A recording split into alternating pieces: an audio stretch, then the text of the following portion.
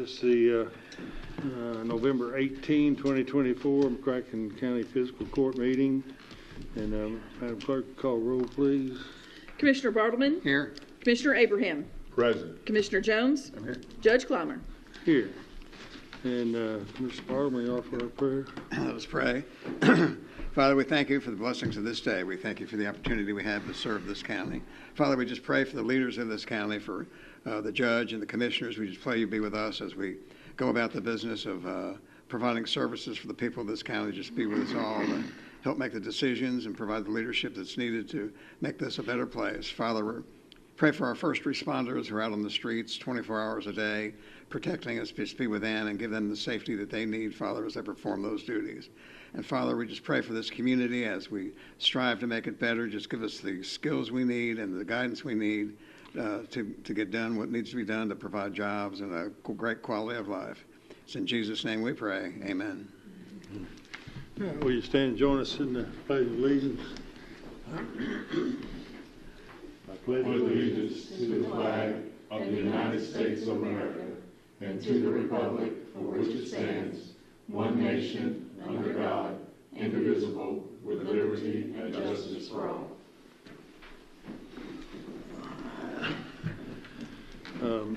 On the consent agenda, we need to ask for a motion to remove from the consent agenda items P, Q, R, and S. Involve some salary increases, but leave O if it's satisfactory to this body, and go ahead and address O here shortly. But it felt like it would be appropriate to get some more information. Some discussion has been raised about P, Q, R, and S. I'll make that motion. Is there a second? Second. Any discussion? All in favor, aye. Aye. Opposed, no. That was P, Q, and R, right? P, Q, R and S. Thank you. P, Q, R, and S. Yeah.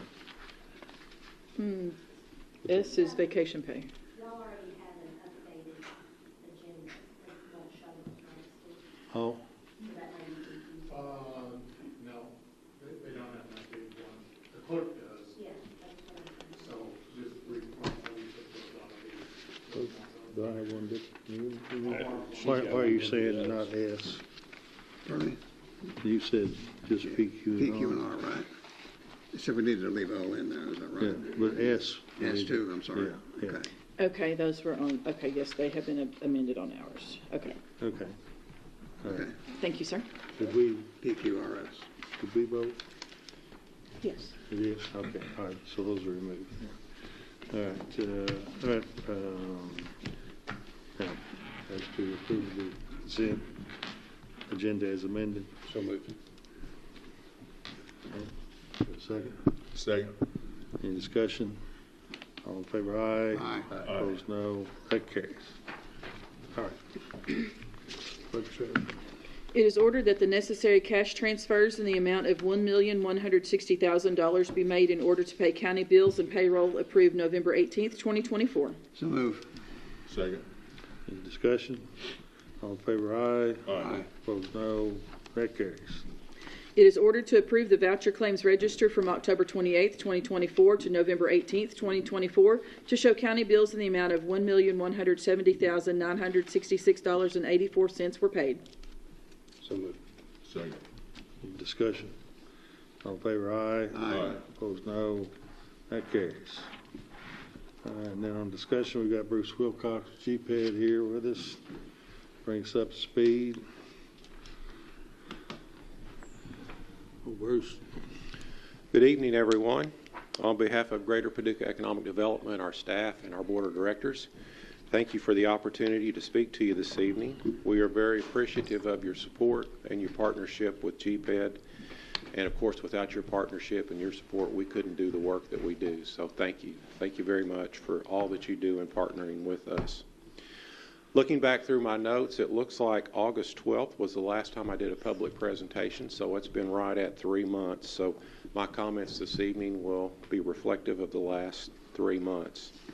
The past 3 months have been very active. Both Jim Moore, our Director of Business Development, and we've been busy traveling quite a bit, meeting with site selectors, prospective companies, the Energy Community Alliance, and the Department of Energy. Jim has made recruiting trips to the Transatlantic Business Investment Council in Atlanta, Georgia, IMTS Trade Show in Chicago, Toronto, Canada, with a lead generation from Foreign Direct Investment, a lead generation service that we use. Site Selectors event in Detroit, Michigan. FabTech Trade Show in Orlando, Florida. Another FDI lead generation trip to Chicago, Illinois. Vancouver, Canada on a lead generation trip again. And then Seattle, Washington on a lead generation trip. I've made trips to Washington, D.C., meeting with the Department of Energy, the Department of Energy Loan Program Office, the Energy Communities Alliance, and then a trip to Wilmington, North Carolina with a prospective company. Jim and I also did a joint presentation to a prospective company and site selector in Atlanta. We've made a couple of trips to Frankfurt, meeting with the Kentucky Cabinet for Economic Development with a prospective project that we even had in town again last week. Not only have we been busy traveling, spreading the good news about Paducah and what we have to offer, we've also hosted a number of people here in Paducah as well. Back in August, the Kentucky Cabinet for Economic Development came and went around. They were doing a promotion on local businesses. I'm going to feature them on the state website. We took them to Paducah and Louisville Railway, Ingram Barge, UACJ Whitehall Industries, Triangle Enterprises, and Dippin' Dots. Back in September, we hosted Louisville Mayor Craig Greenberg for a luncheon where we discussed the synergies and collaboration between the city of Paducah and Louisville and the commonalities that we have from an economic development perspective. We've hosted probably 10 companies looking to site projects, and we've conducted an additional number of virtual meetings via Zoom or Microsoft Teams. Just last week, we hosted a project with a very substantial capital investment here in Paducah with the potential of almost right at 300 jobs. We welcomed them, some of their current investors, some of their prospective investors. It was an opportunity to host people from the West Coast, Northeast, even down in the Houston area as investors were coming in to look at this project. We hosted their supply chain partners, federal officials, and then Secretary Knoll from the Kentucky Cabinet for Economic Development. Working in coordination with Mary Ann Medlock with the West Kentucky Workforce Board, we also participated in a number of meetings with Next Op Veterans Employment Group. There are approximately 400 to 500 soldiers from Fort Campbell entering the civilian workforce monthly, in addition to the other 3 to 4 military installations within very near proximity of Paducah. Next Op works with soldiers exiting the military and assists them and their families in relocating their families and finding meaningful employment upon their exit from the military branch. We've had 2 projects successfully obtain incentive packages from the Kentucky Economic Development Finance Authority. While the companies do not wish to have their names publicly disclosed at this time, one of the projects was a $255 million project with 55 jobs. The second is a $225 million expansion project with 65 jobs. The second project I just mentioned with $225 million and 65 jobs is the first project that I've personally been involved with since I've been at GPED, where we were actually part of bringing that project to town and making the announcement, and now we've done an expansion project with them. Historically, 60 to 80% of all economic development typically comes from existing industry. However, here in McCracken County, during my tenure at least, it's been just the opposite. 60 to 80% of our new job growth has come from new industry. So with this one project, we are now sitting at about a 50-50 split. So that's a very good thing. That tells you that our strategy of recruiting new industry and then increasing the base from which to grow is working. So we're very excited and very proud of that. We are also very close to closing on a substantial land transaction involving a prospective company that would be one of the first major steps in securing 300 to 350 additional jobs with over $1 billion capital investment. We believe this one project could have a recurring annual economic impact of over $179 million per year on the local economy. So we hope to be able to make that announcement very soon. And we've had another project we were involved with that formally began operations on October 3rd. And again, they're a publicly traded company, and they've asked that we do not publicly disclose their name.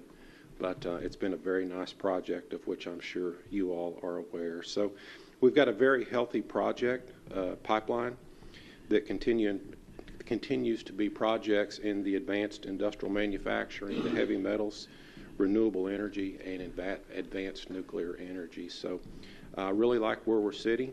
Even though typically you go into November and December, things typically slow down. We have been running hard and very busy. So we're very thankful and very appreciative of that. I've got a question. When you go to these shows, how do they work? Do you kind of set up a booth and people come to you?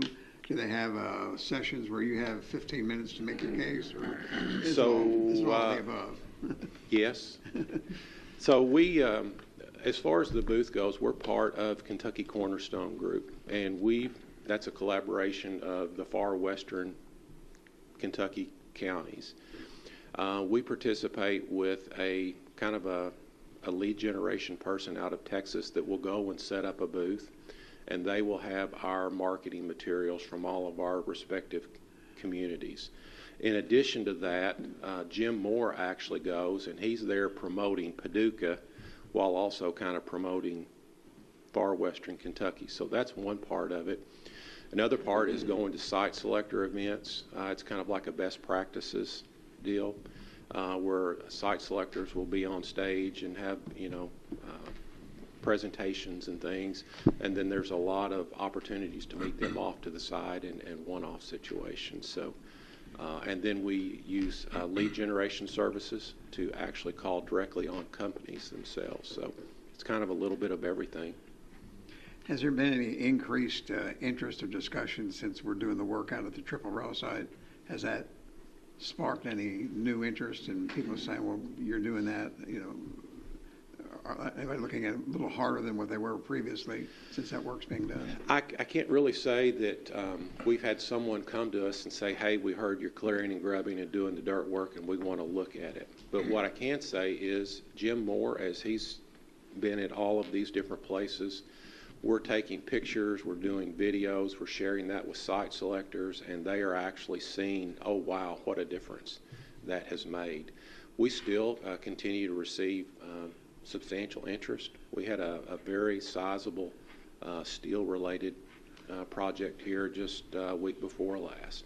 So it's still getting quite a bit of interest. But is that work moving on schedule pretty well? Yes. Ahead of schedule, or yes. That'll bog down in the winter probably? I think they've done probably better than what anyone anticipated. I would say they're probably 75% complete with all of the dirt work, and probably that much or more with the clearing and grubbing.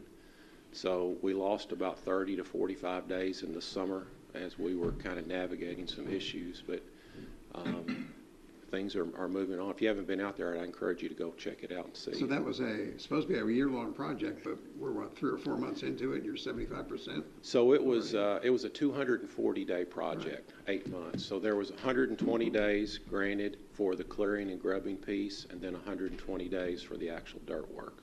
Okay. So what they've been doing is they've been doing them both at the same time. Good. So they started September, probably about 3 months. They're about 3 months, 90 days in, and they're already that much. Good. Thank you. So the expansion, that's a done deal? Yes. Well, it's in the process. Okay. They've gone to, they submitted their KBI application, went to KEDFA, it was approved. They're working with the partners to make the expansion happen. So Feel really good about that happening. The $255 million one, while it's been to KEDFA, they're still working through some permitting issues and things on that, but it's looking like it's going to happen as well. We haven't formed the first one, the $225 million one. They're affiliated with a publicly traded company, so from Securities and Exchange confidentiality reasons, we can't disclose that one. And then the other one on the permitting and things, we think it'd probably make better sense to kind of hold off on announcing it until later. Neither of them are hiring yet, so you don't have any new jobs to offer, but you got new jobs you know are about to happen. Correct. Right. Yeah. So if you were to add the 65 from the 225 million, that brings our total up to 914, with an additional indirect and induced of 595, for a total job impact of over 1,500. Average rate of pay is over $49,000 a year. 557 million in capital investment, 124 million of recurring. Is that in the county or the city? County or community. Good. The city would be beneficial in that as well. Very important.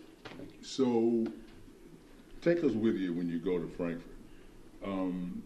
Obviously, we've made some headway with Triple Rail site, and you come and you give these reports to us about prospective development and what's going on. So I'm assuming when you go to Frankfurt, you've been in this position for a minute.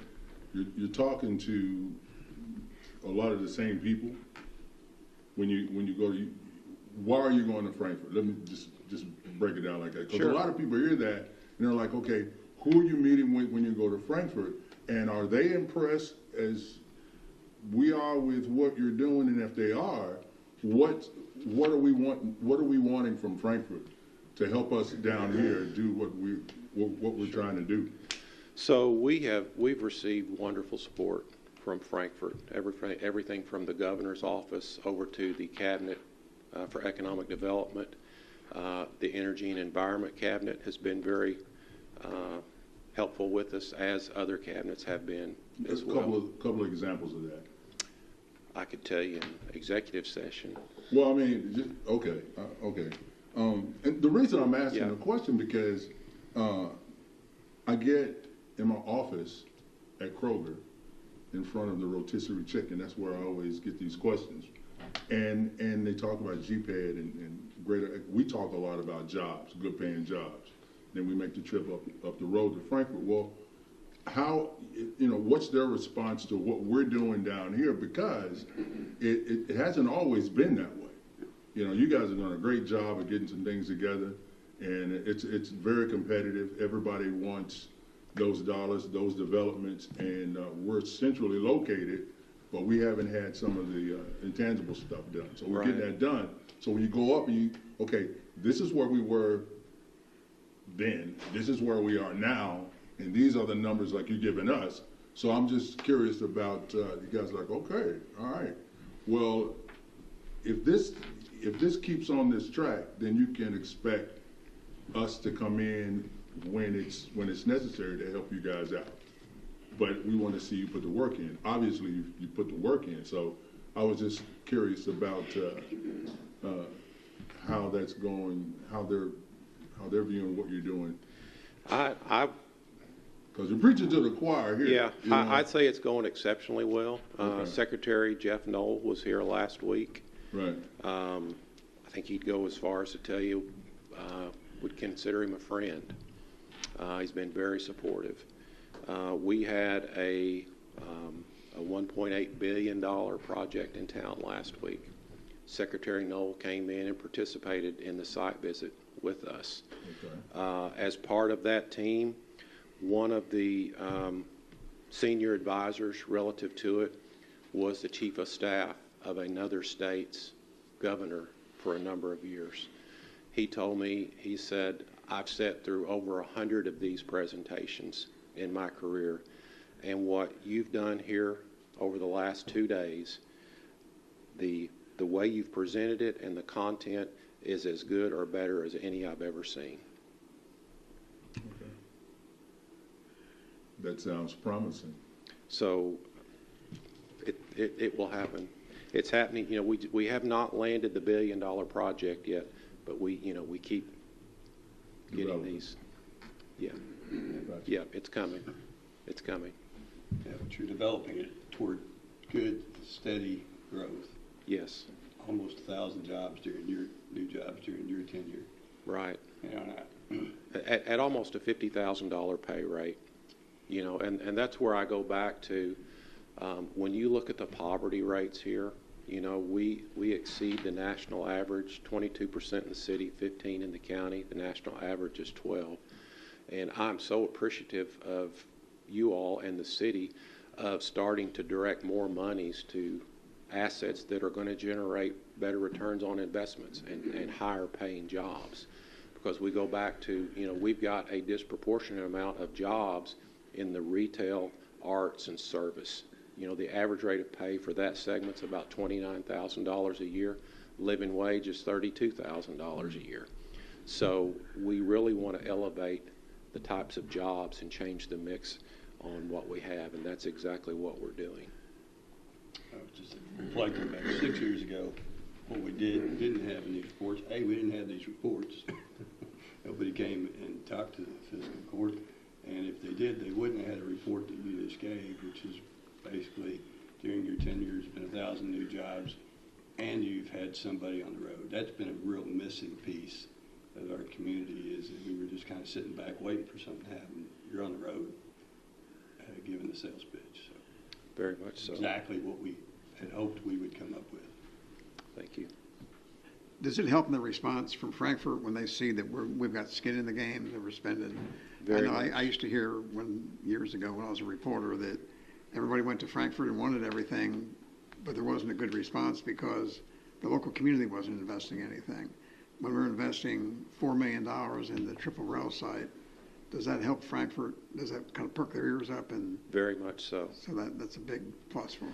We, for the last 2 to 3 years, one of the things that we've done is we've gone to Frankfurt to the Cabinet for Economic Development. We've done a presentation to all of the project managers and the Secretary for Economic Development there.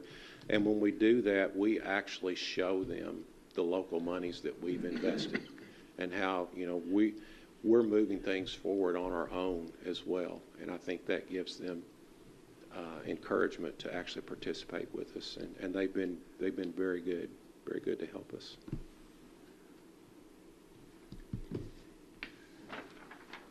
Just comment about that Next Op company, that, you know, we came up with an idea, it wasn't difficult to come up with it, but on our workforce, if we can attract military veterans who are transitioning out of Fort Campbell or other installations in the area or wherever to come here, then that would be a strong move for supporting our veterans, those people who have given service to the country, but also a lot of our projects are funded in large part or small part by federal funds.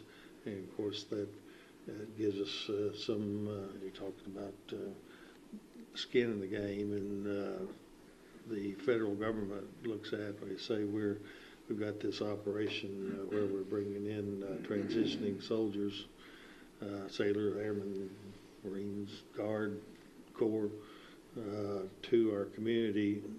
So we've lined up with this group called Next Op. A couple of veterans put that together. They're very active. They know what they're doing. We hosted them back, 2 weeks ago or whatever. And it's a really great program. And we're going to start seeing some of that occur. These two gentlemen, these two veterans were combat veterans,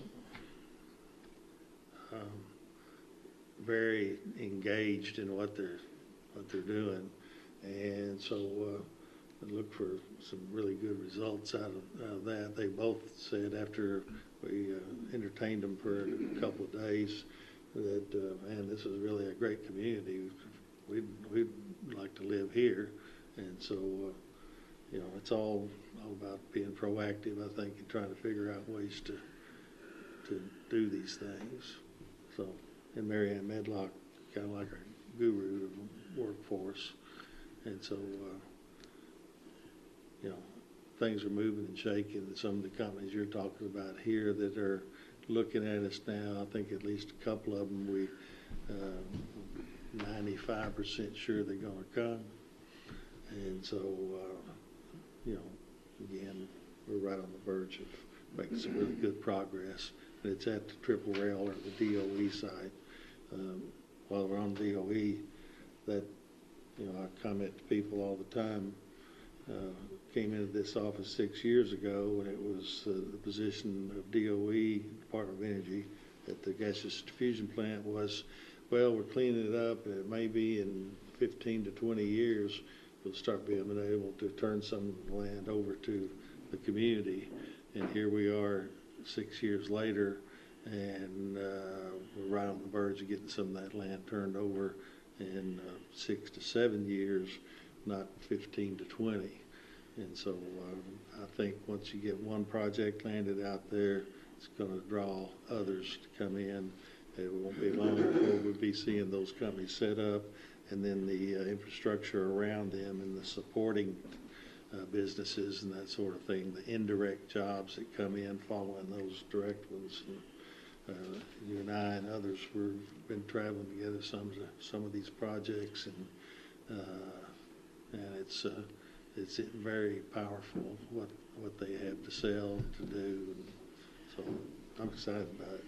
Yeah, we have a very unique asset here, and in addition to that, we're in the heart of a lot of transmission infrastructure from an electricity capacity that comes through here. We're right in the heart of the MISO, the Mid-Continent Independent Systems Operator Network, from a power perspective. So you see a lot of interest from that as well. People realize the assets that we have in place. Yeah. All right, anything else? Nope. All right, thank you, Bruce. Thank you. Oh, Bruce was willing to stay on for executive session to identify the names of some of these, if it makes a difference to you. But he's covered, I think, all of the basics of it. We need to hold him on to executive session, or y'all good? I'm good. Good? Yeah. Okay. All right, appreciate it. All right. Thank you. See, and then we got Andy Wilson with West Kentucky Community College, and got a check to present to the college, our scholarship check. But you got to sell. You got to sell us. I got to sell you on it. Well, I'll tell you what, I appreciate We're leaning. We can go either way. All right. No pressure. I got you.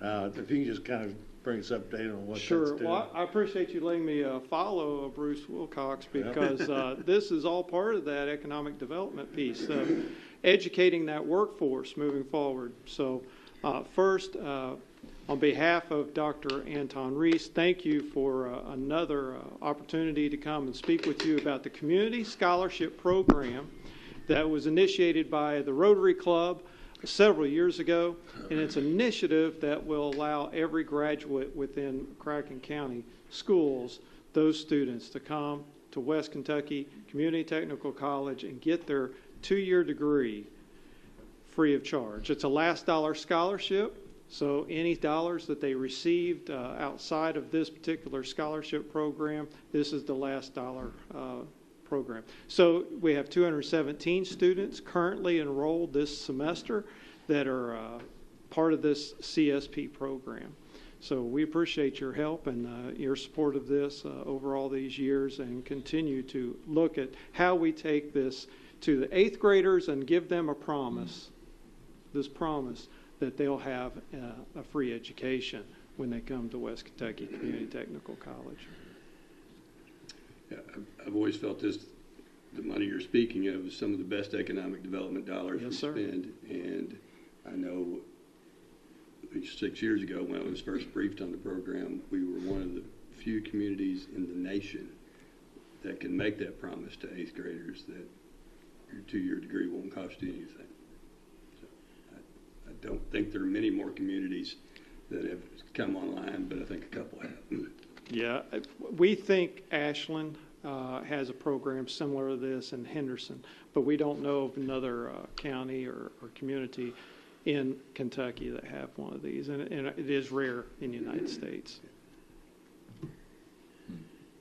Anything else? Do you have any way of knowing how many of those 217 would have gone elsewhere if they wouldn't have had the opportunity here? Or how many of those wouldn't have gone to college at all if they didn't have the opportunity? No, I don't know that we can get down to that minute number. Obviously, more signed up for the program, and some elected to go to another school, some elected to, and we try to follow up with them and make sure that they're going somewhere, but some don't. And there had been some discussion about expanding some of this into some of the vocational programs. Is that still under discussion? No, they can go. Mm-hmm.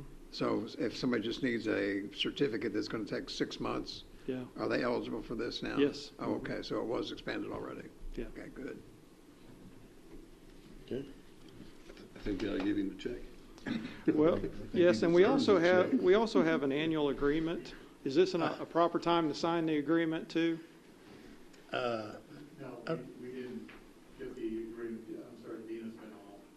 So just leave it with us and we will run it through in December. Leave it with you? Yep. All right, I can do that. But we can give you the check. He did earn the check. He did. I think so. 120. Man, I don't know. That's a pretty good draw. 125,000 for like, what was that, 5 minutes? That's pretty good. They pay you that kind of money at the school? Yeah, that's right. Come on, guys. Get Peter. There we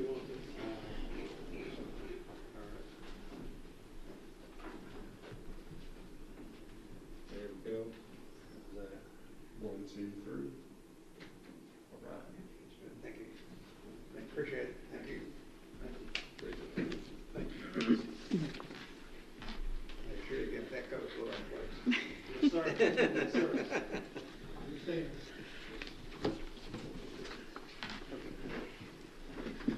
Let's see. All right, board appointments. It is ordered that Darren Rankin is appointed to the Concord Fire Board to complete the term of John Lovelace ending June 30th, 2026. So moved. Second. Discussion? All in favor, aye. Opposed, no. That carries. It is ordered that Jason Medley is appointed to the Concord Fire Board to complete the term of Kyle Latta ending June 30th, 2025. Motion. Second. Discussion? All in favor, aye. Aye. Opposed, no. That carries. It is ordered that Barry Griffith is appointed to the Concord Fire Board to complete the term of Mike Groves ending June 30th, 2026. So moved. Second. Discussion? All in favor, aye. Aye. Opposed, no. That carries. It is ordered that Robert Tyler is appointed to the Extension District Board for a term beginning December 31st, 2024 and ending December 31st, 2027. Motion. Second. Any discussion? All in favor, aye. Aye. Opposed, no. That carries. It is ordered that Carmela Ballard is appointed to the Extension District Board for a term beginning November 30th, 2024 and ending November 30th, 2027. Motion. Second. Any discussion? All in favor, aye. Aye. Opposed, no. That carries. All right, court orders. It is ordered to approve the McCracken County Fiscal Court meeting schedule for 2025. So Motion. moved. Second. Any discussion? All in favor, aye. Aye. Opposed, no. That carries. It is ordered to approve the McCracken County holiday schedule for 2025. Motion. Second. Discussion? All in favor, aye. Aye. Opposed, no. That carries. It is ordered that the judge executive is authorized to sign the agreement with the Purchase Area Development District, PAD, defining the local match for the Metropolitan Transportation Planning, MPO, in the amount of $8,820. It is further ordered that the treasurer is authorized to pay invoices related to the same. Motion. Second. Now, we got Jim LaFever here. This is, gave Andy $125,000 for his presentation. Yeah, I feel slighted actually a little bit. Well, you can, you don't have to put out as much effort, I guess. Probably not. Oh, Do you need me to talk? Oh, I don't know if you kind of brings up. Okay, where sure. we are. So you might remember I was here about 6 months ago. Well, you may not remember it because it wasn't probably particularly memorable for you. But the Paducah McCracken Metropolitan Planning Organization was formed as a result of the census of 2020. And so what happens is the Census Bureau identifies urban areas. And if the urban areas are close enough and the number is above 50,000, then they're required by the federal government to form a metropolitan planning organization. And so the Paducah McCracken MPO was officially formed back in December of last year. And so tonight we're here talking about FY25. What happens is the state sets up funds to operate, to hire a planner. I'm the full-time planner for the MPO. The state sets aside funds to do that. That's a total of $140,000. And so, like any federal grant, most federal grants, it has a match. So the federal government pays 80% of that, which is $112,000. KYTC kicks in 5%, which is $7,000, and then there's $21,000 remaining in local funds. And so the way that is split up in Kentucky is what we do is we take the population of whichever organization we're talking about, and we divide that by the total population of the MPO area, which is the urban count was just over 50,833, I think it was. So, for example, Livingston County, this urban area includes just a little bit of Ledbetter because of the density of housing there. It includes the city of Brookport, and it includes Paducah McCracken County. And so, for example, of the 21,000, Livingston County only pays 4% of that because they have 4% of that urban area population.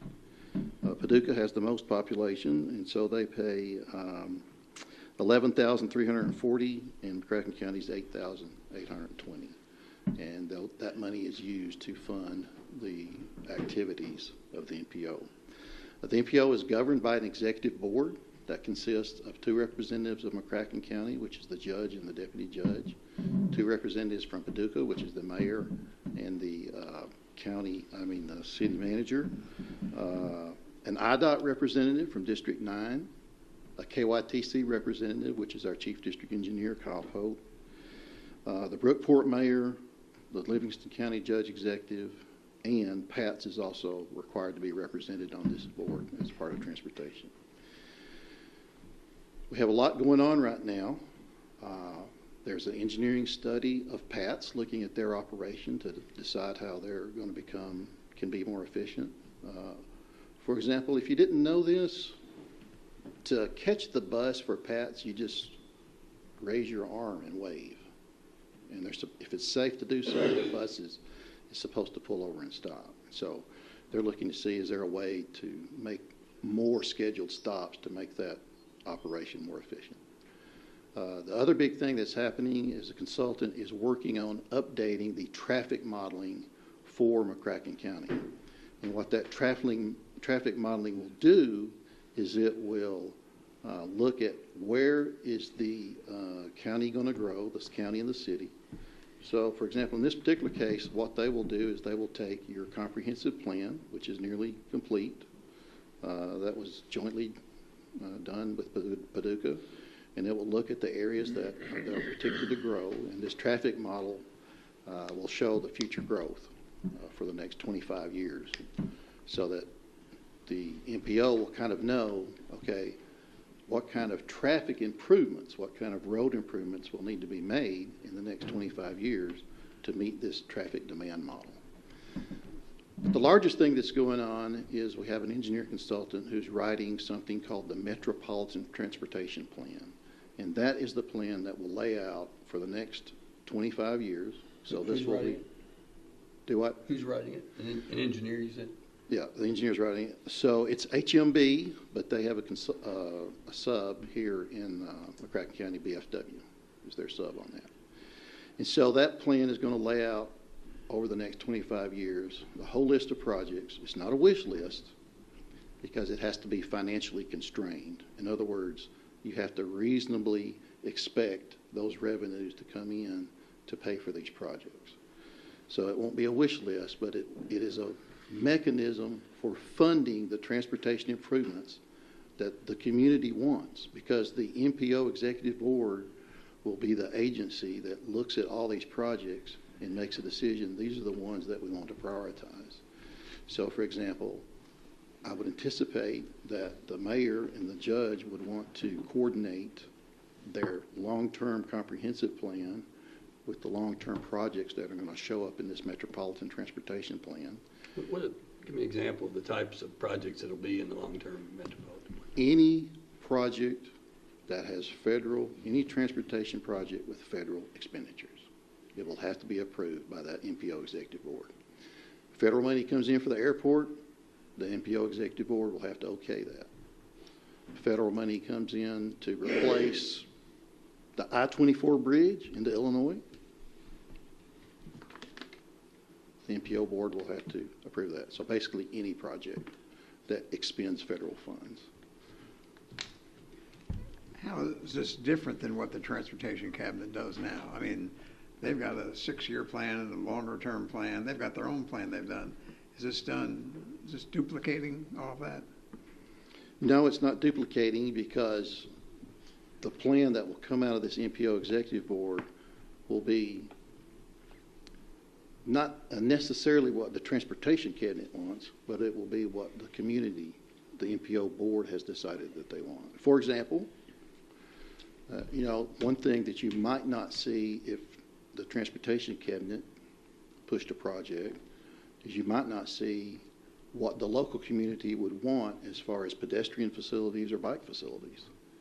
You may or may not see that. But in this particular case, the MPO Board will have control over that. They will insist that those facilities be included in the project. And for the project to proceed, the Transportation Cabinet will need to make that happen. I know the state's getting ready to do a study of I-24 and safety on that. Will this group be involved in that, or will that be separate? This group will be involved in it in this sense. Judge Clymer has tasked, we have a separate committee, which is our technical advisory committee. Steve Irvin is the chair of that committee. And so Judge Clymer at one of our MPO board meetings asked us to take a look at the accident history on I-24 specifically in McCracken County to see if we could find some logical conclusions from the data about what is causing these accidents, which would lead us to a way to prevent those accidents. So I'm in the process of assembling all that data right now, so our technical advisory committee can take a look at that, and we'll come back to the MPO board. If we find anything, if there's any findings that make sense, we'll come back to the MPO board. So, but yes, we will also have input into that particular study that's looking I-24, which is border to border, all the way from Illinois to Tennessee. But the final decisions lie with the state, right? With legislature and with the federal government. The final decision will lie with the state. However, if a particular project, the MPO executive board says, no, we don't want to proceed with this project until you add this, separated bike lane, sidewalk facility, whatever they decide that they want for their local community. So the interplay, you mentioned Pat's is on the committee. It sounds like that they're on the committee as a matter of law, it sounds like. It is. Okay. They're required to be represented on any MPO. And so what's the interplay between Pat's and the MPO? Does it open up some doors for Pat, additional funding because we're now an MPO for Pat's? Pat's funding stream did change because what happened is they went from being considered a rural transportation agency to an urban transportation agency. And so that's so early in the process, we really don't know yet what kind of impact that will have on Pat's. Yeah. And how long does this committee operate? I mean, is it continuous or is it? Yeah, one of the principles of having an MPO is that the planning process is continuous. So, for example, we have met nearly monthly for all of 2024 until just very recently. And so we probably will not meet again until January. And it's also supposed to be cooperative. In other words, Brookport, Paducah, McCracken County, a portion of Livingston County is supposed to be all in a cooperative process where they all meet together. And it's supposed to be comprehensive in that it includes all modes of transportation. Yeah, so I guess we would just, so will Pat's end up servicing Ledbetter and Brookport? Will it be a connection? It's possible. Okay. It's possible that they will. Right now, Illinois has their own transit agency. I think it's called Shawnee that serves Brookport. And there's another one in Hopkinsville that serves Livingston County. It's so early in the process, we haven't determined that yet, but that is a possibility that they will at some point start servicing both Brookport. Well, I'll just throw this out there because I might not see you again for a year. a disconnected, I hear about it, is their hotel owners feel there's a disconnect between access to Pat's from the location of their hotels to be able to. That's good to know, because part of this project that we're doing right now is looking at where should the stops be. And you know what? I don't think that we've thought about hotel owners and talking with them about that. So thank you. Right. Thank you, Commissioner. Were there any other questions? No? Let's see. Have we voted yet? No. All in favor, aye? Aye. Opposed, no?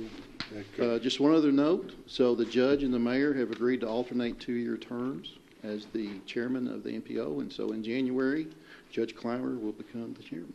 Just what you need. So congratulations. 2 years Judge. already? Congratulations, Judge. Thank y'all. Thank you. Appreciate you. Thank you. I'm not sure it's been 2 years. Read, look at that. All right, let's see. D, It is hereby ordered that the McCracken County Sports Tourism Commission received sealed bids on November 6, 2024 for demolition of buildings at the Paducah Sports Park. All bids were taken under advisement. So moved. any discussion? All in favor, aye? Aye. Opposed, no? So is that just got, I mean, the bids weren't to us, we just need, You're the owner, so D&E work together. okay. All right. It is hereby ordered that the grandstand structure and adjacent block structure located on the former Bluegrass Downs owned by McCracken County was leased to the McCracken County Sports Tourism Commission for the Paducah Sports Park be raised in accordance with the STC's demolition specifications and bid documents. So moved. Second. Any discussion? All in favor, aye? Aye. Opposed, no? That carries. It is hereby ordered that the McCracken County Sports Tourism Commission received sealed bids on November 13th, 2024 for kitchen equipment at Paducah Sports Park. All bids were taken under advisement. Motion. Second. Any discussion? All in favor, aye? Aye. Opposed, no? That carries. Can we just go, I can just see somebody from the public wanting to know, well, how much does it cost to tear down the grandstand? And TV? We got a bargain on that one.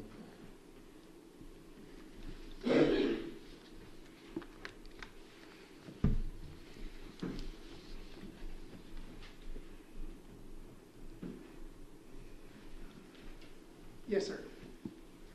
how much is the bid to tear down the grandstand? The total bid was $49,000. $40,000 was for the grandstand, and $9,000 was for the adjacent block structure. Okay. And we got 5 bids. You might comment on the range of the bids too. That's kind of interesting. They ranged from $432,000 to $49,000. And that is a bid, so that, and the time of that, They'll have 60 days to complete after notice to proceed. all right, and we'll give notice this week. I'm not sure if it'll be this week, within the next week or so.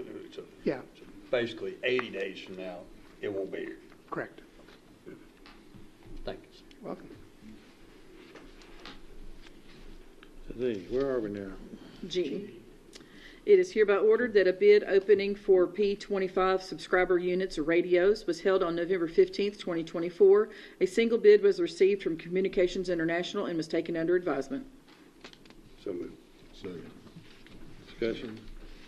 All in favor, aye. Aye. Opposed, no. That carries.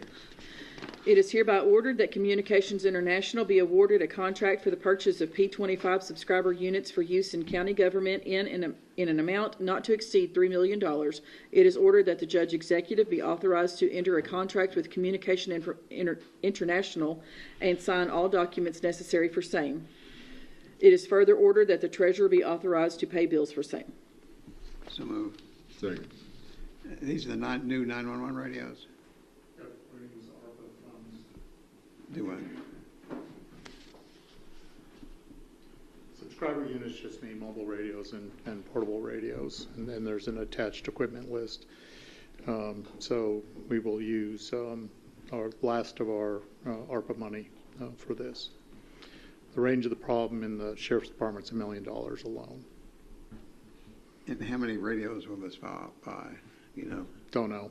Depends. It's just not a radio. There's a bunch of equipment, cables and antennas and things that go with the different units. But we expect the range of the order of magnitude in sheriff's department alone is $1 million. Well, are these also for the fire departments? For whatever funds we have left. So if there's enough money, it'll provide radios to the fire departments? I don't know that it will supply everybody's need that everybody wants. Okay. But two good things have happened. We have a very good bid for these, and also these same amount of these bids are now in state contract. And this is basically the same amount of money we bonded it. This is part of our, This is out. We only bonded the stuff that ARPA wouldn't pay for, and that was the towers and the associated backbone equipment. so at the end of the day, the new 911 system is going to cost us about Yes. six And million.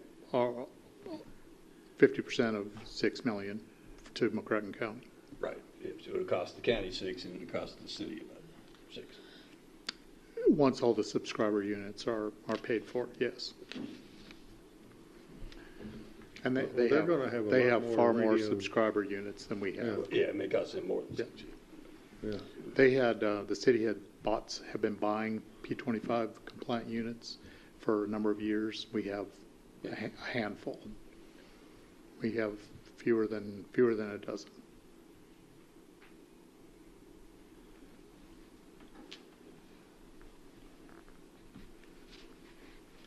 Anything else? All in favor, aye. Aye. Opposed, no. That carries.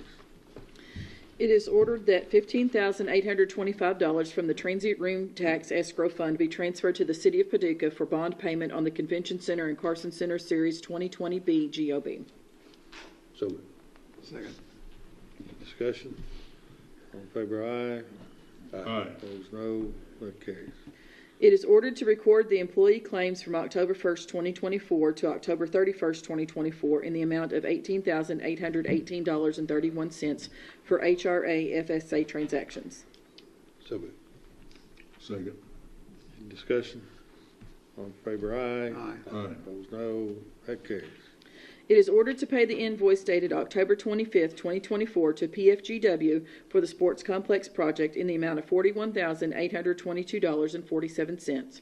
This is pursuant to the interlocal cooperation agreement dated September 7th, 2022 between City of Paducah, Kentucky, the County of McCracken County, Kentucky, and the Sports Tourism Commission.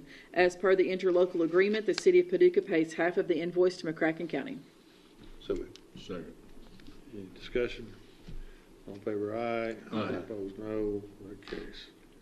It is ordered to pay the invoices dated August 14th, 2024 and October 15th, 2024 to BFW for the Sports Complex project in the amount of $17,571.36. This is pursuant to the interlocal cooperation agreement dated September 7th, 2022 between City of Paducah, Kentucky, the County of McCracken County, Kentucky, and the Sports Tourism Commission. As per the interlocal agreement, the City of Paducah pays half of the invoice to McCracken County. Motion. Second. Any discussion? All in favor, aye. Aye. Opposed, no. That carries. It is ordered to pay the invoice dated October 12th, 2024 to Paducah Sun for the Sports Complex project in the amount of $523.90. This is pursuant to the interlocal cooperation agreement dated September 7th, 2022 between the City of Paducah, Kentucky, the County of McCracken County, Kentucky, and the Sports Tourism Commission. As per the interlocal agreement, the City of Paducah pays half of the invoice to McCracken County. So moved.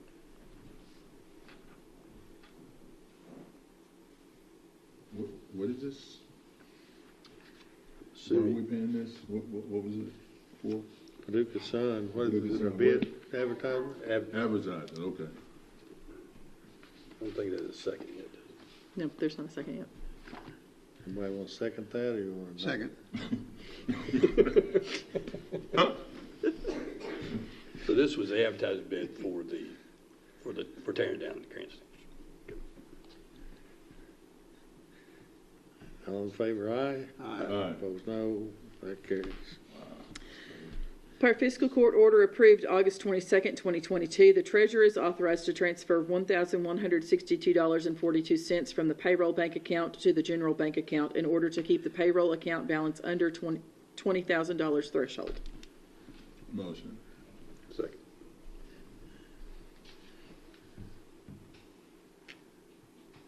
So moved. Second. All in favor, any discussion? We I think did. we already had that. Any discussion other than, that's just a, well, anyway. All in favor, aye. Aye. Opposed, no. That carries. It is ordered to record the county treasurer's financial statement for the month of October 2024. So moved. Second. Any discussion? All in favor, aye. Opposed, no. Aye. That carries. It is ordered to record the county treasurer's budget transfers for October 2024. Motion. Second. Discussion? All in favor, aye. Aye. Opposed, no. That carries. It is hereby ordered that the Office of Tax Administration is created. So moved. Second. Any discussion? All in favor, aye. Aye. Aye. Opposed, no. That carries. It is hereby ordered that Deborah Hanna be transferred from finance to the newly created Office of Tax Administration and title be changed to Tax Administrator. Motion. Second. Any discussion? No discussion about any of that. All in favor, aye. Aye. Opposed, no. That carries. It is hereby ordered that Tony Adams be transferred from finance to the newly created Office of Tax Administration and title be changed to Tax Specialist. So moved. Second. Any discussion? All in favor, aye. Aye. Opposed, no. That carries. It is hereby ordered that Heather Ream's title be changed to Finance Clerk. So moved. Second. Any discussion? Well, I just got to say, I think this is going to be a good position for us. We've been, I guess, Steve was our last tax administrator. Was that Owen Lynn back in like 1820 or something like that? Not quite that far back, but 2006. So it's been, as they say, a minute. Why you look at me when you say Because that? you said it a while ago. I've got a story I'll tell you later about somebody testifying in court back in the day about something that took a minute, and I was sitting there thinking, how do they know it took a minute? I look forward to it. So, but anyway, I think probably the majority of our businesses, entities that owe tax pay it and perhaps pay it accurately, but we've been lax on not double checking that and making sure that that is true, because those who tend to maybe not pay as much as they are required to pay put a burden on those who do to pay more, and so or we go without.